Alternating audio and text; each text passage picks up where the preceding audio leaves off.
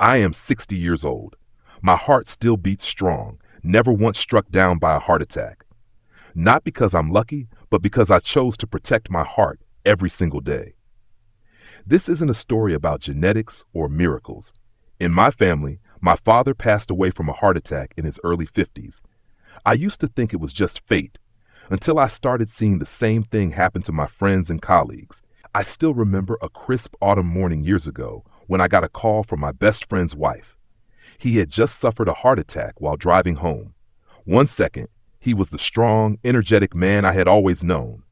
The next, his life had changed forever. They weren't weak. They weren't careless about their health. They went to the gym, took heart supplements, and followed their doctor's advice. But perhaps they overlooked the things that seemed insignificant but had the power to change everything. I looked back at my life and asked myself, what had kept me from going down that same path? I realized that heart health isn't just about taking medication or forcing myself to exercise. It's the sum of small daily choices, from what I eat for breakfast, how I handle stress, to how I value my sleep and the people around me. Today, I want to share everything I've done to keep my heart strong for 60 years. Not grand, complicated secrets, but simple habits that anyone can adopt if they truly want to change. Years ago, when my father passed away from a heart attack at 58, I started wondering, am I walking the same path? At the time, I didn't have an answer. I didn't smoke, and I wasn't a heavy drinker. I wasn't inactive, but I wasn't exactly a fitness enthusiast either. I thought I was fine until my health checkup results shook me. My blood pressure started creeping up. My cholesterol levels showed warning signs. And though I didn't say it out loud, I began to feel subtle fatigue, occasional irregular heartbeats, things I had never noticed before. I knew I couldn't keep going like this. I needed to change. But how? I started researching, reading books, and listening to those who had walked this path before me, and then I discovered that one of the simplest ways to protect my heart was walking. It sounded so ordinary that I was skeptical. Could such a small habit really make a difference? But I decided to give it a try. At first, I didn't set any big goals. I just stepped outside and took a short walk every morning while the air was still crisp. I felt my feet touch the ground, listened to my own breath. I didn't rush, didn't force myself. I just walked. After a week, I felt lighter in spirit. After a month, I was sleeping better. And after a few months, I realized that just 30 minutes of walking a day had done so much for my heart. My blood pressure became more stable. My heart rate was steady, no more worrying irregular beats. I no longer felt sluggish after meals. My mood improved and my anxiety slowly faded away. Walking didn't require expensive equipment, a gym membership, or a strict training regimen. It was simply about stepping outside and moving, naturally, consistently, without pressure. Early in the morning before breakfast, late at night after dinner, I just walked. At first, only 10 to 15 minutes, then 20, then 30. I didn't track the distance or chase numbers. I just let my body enjoy each step. After a year, when I returned to the hospital for a checkup, my doctor looked at me and smiled. "What have you been doing? Your numbers have improved significantly." If you ask me what the simplest yet most powerful habit for heart health is, I wouldn't hesitate to say, walk. Not fast, not far, just consistently. And one day your heart will thank you for it. But the heart isn't just damaged by cholesterol or high blood pressure. Stress is one of the most dangerous silent killers. It seeps into our daily lives, placing an unseen burden on our hearts. I used to be someone who worried easily. Work, finances, family. There was always something to stress about. Many nights I lay awake, my mind racing with thoughts I couldn't resolve. In the morning, I would wake up feeling my heart beating faster than usual, as if it too was trying to keep pace with the pressures in my head. Then one day, I came across a study. Chronic stress doesn't just raise blood pressure, it triggers inflammation, damages blood vessels, and increases the risk of heart attacks. I realized I couldn't keep living like this. I started practicing deep breathing whenever I felt stressed. It sounded simple, but for the first time, I truly paid attention to my breath. Inhale slowly, hold for a moment, then exhale gently. Within minutes, I felt lighter. My heartbeat no longer pounded anxiously. I tried meditation, At first, it felt unnatural. Sitting still for a few minutes without letting my mind wander was a challenge, but I persisted. Just 5 to 10 minutes a day of quiet stillness, allowing my thoughts to slow down, made me realize that I could control my stress rather than letting it control me. But the most important lesson I learned was to accept what I couldn't change. In the past, I wanted everything to go my way.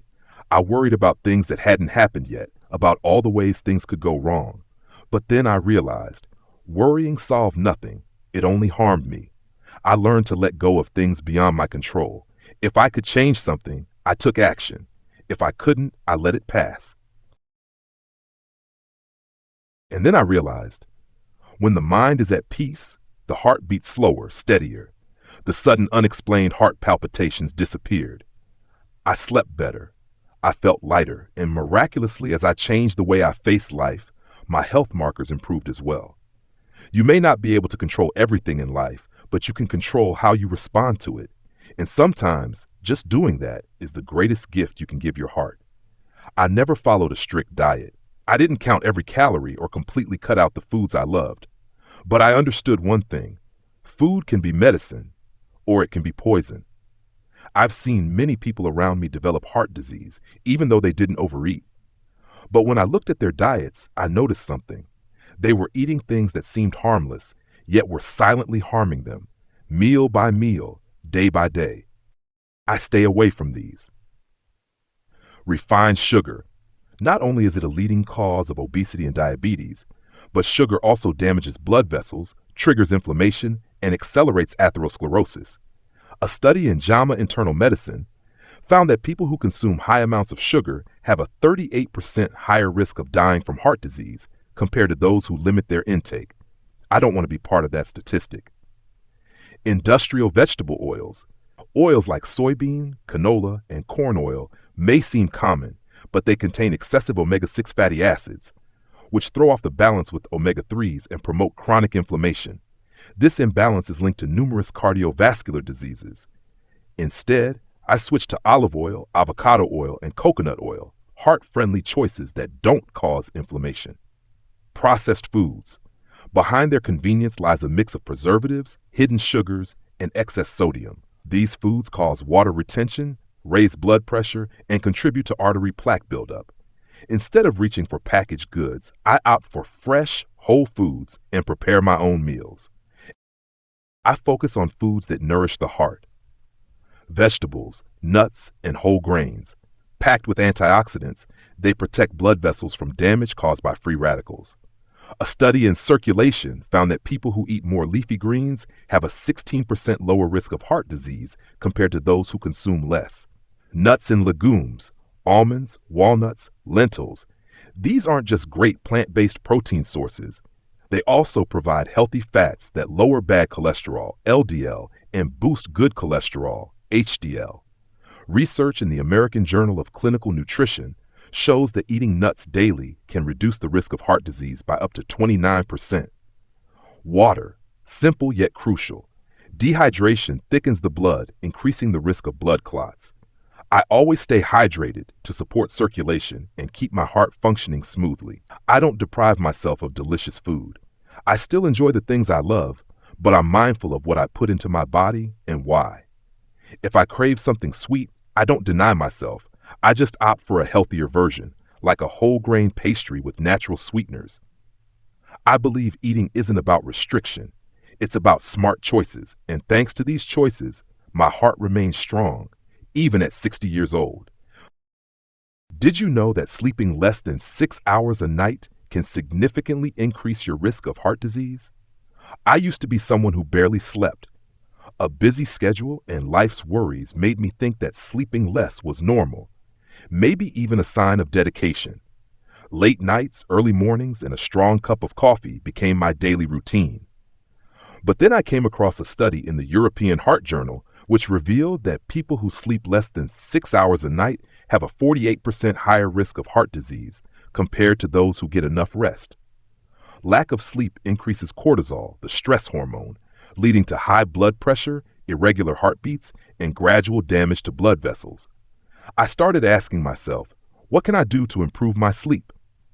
I didn't turn to sleeping pills or complicated solutions. Instead, I made simple yet effective changes. 1. I turn off my phone at least an hour before bed. The blue light from screens suppresses melatonin, the hormone that helps the body fall asleep.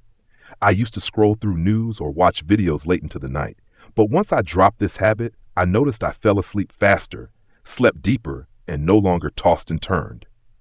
2. I created a quiet, relaxing sleep environment. A bright, noisy room can disrupt sleep. I switched to blackout curtains, reduced noise, and kept my bedroom at a comfortable temperature, around 20. Sometimes I play soft music or nature sounds to help me unwind before bed. 3. I stick to a consistent sleep schedule. Our bodies have an internal clock.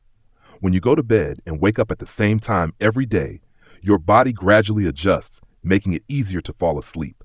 I set a goal to get 7-8 hours of sleep each night, and over time, I no longer needed an alarm to wake up on time. After staying committed to these changes, I noticed significant improvements in my body. A steadier heartbeat. No more episodes of rapid or irregular heartbeats at night. Lower blood pressure. A good night's sleep helps relieve stress on the cardiovascular system, keeping my blood pressure in a healthy range. I wake up feeling refreshed. No more morning grogginess or exhaustion. I start each day with a clear mind, ready for whatever comes my way. Never underestimate the power of sleep. If you want to protect your heart, start by protecting your sleep. A healthy heart isn't just about good nutrition or regular exercise. It also needs quality sleep to recover and regenerate every day. There's one thing I've learned after 60 years. Loneliness can harm your heart more than an unhealthy diet. A large-scale study found that people who feel lonely have a significantly higher risk of heart disease than those who maintain strong relationships. That's why I always cherish my family and friends. I make time to talk, share, and laugh more, because I know that when your heart is filled with love, it grows stronger, both physically and emotionally. After 60 years, I can confidently say, a healthy heart isn't just luck, it's the result of what you do every single day. If I can do it, so can you. And remember, your health isn't in your doctor's hands, it's in your daily choices. So, are you ready to take care of your heart? Start today. If you found this helpful, hit subscribe so you won't miss simple yet powerful tips to protect your heart. One small click today could help you and your loved ones live healthier every day.